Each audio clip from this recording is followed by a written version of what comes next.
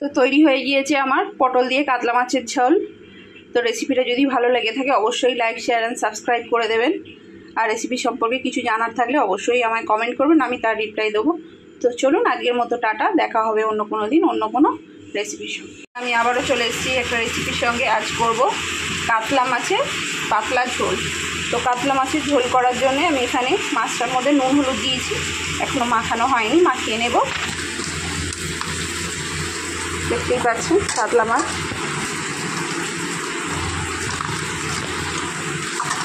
নুন হলুদ মাখিয়ে নিয়েছি, আর এখানে কেটে নিয়েছি পটল আর আলু। তো চলুন মাছটা নুন হলুদ মাখিয়ে ভেজে নিয়ে আসি। এখানে কড়াই তেলও গরম হয়ে গিয়েছে, এবার নুন হলুদ মাখানো মাছটা ভেজে নেব। তো চলুন মাছটা ভেজে নিয়ে আসছি। তো মাছগুলো ভাজা হয়ে গিয়েছে,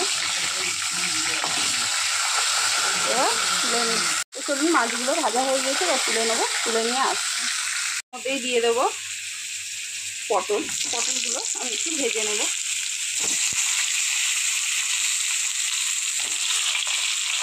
মাছ ভাজা তেলের মধ্যেই আমি দিয়ে দিয়েছি পটল, আর তার সঙ্গে দিয়েছি সামান্য নুন আর হলুদ। তো পটলগুলো লাল করে ভেজে নিয়ে আসছি। চলুন, এগুলো লাল করে ভেজে নিয়েছি, এবার তুলে নেবো। চলুন তুলে নিয়ে আসছি। পটল ভাজা তুলে নিয়েছি, তার মধ্যে দিয়ে দেবো পাঁচ ফোড়নের ফোড়ন।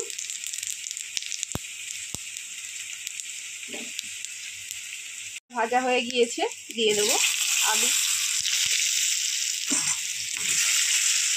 আলু দিয়েছি। এবার স্বাদ মতো নুন দিয়ে দেবো। খেয়াল রাখতে হবে পটল ভাজায় কিন্তু আমি নুন দিয়ে ভেজেছি।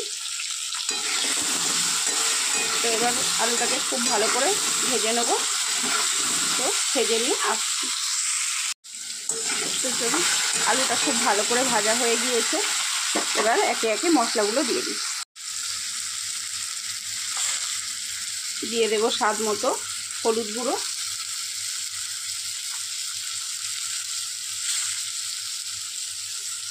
জিরে ধনে গুঁড়ো, আর দেব লঙ্কা গুঁড়ো, আর দেব অল্প জল, যাতে মশলাটা পুড়ে না যায়। আমি চেষ্টা করি সবসময় খুবই অল্প মশলায় কীভাবে সুস্বাদু রান্না করা যায়।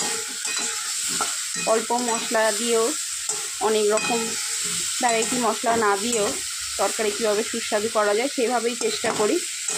তো আশা করি আপনাদের খুব হেল্পফুল হবে। চলুন কষিয়ে নিয়ে আসি। ভালো করে কষিয়ে নিয়েছি, এবার দিয়ে দেবো জল।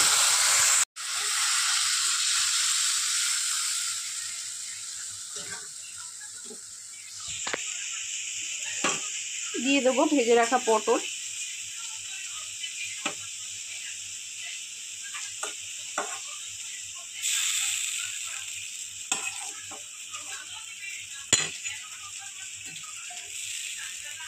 হয়ে গিয়েছে, এবার ঢাকনাটা দিয়ে দেবো। এবার আমি গ্যাসটা আস্তে করে দেবো ঢাকনাটা দিয়ে।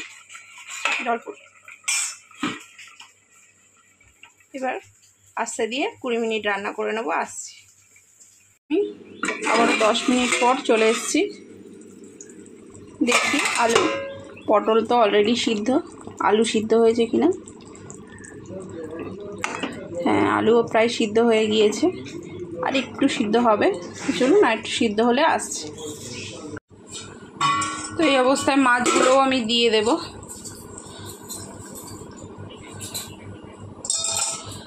মাছগুলো দিয়ে একটুখানি হতে দেবো।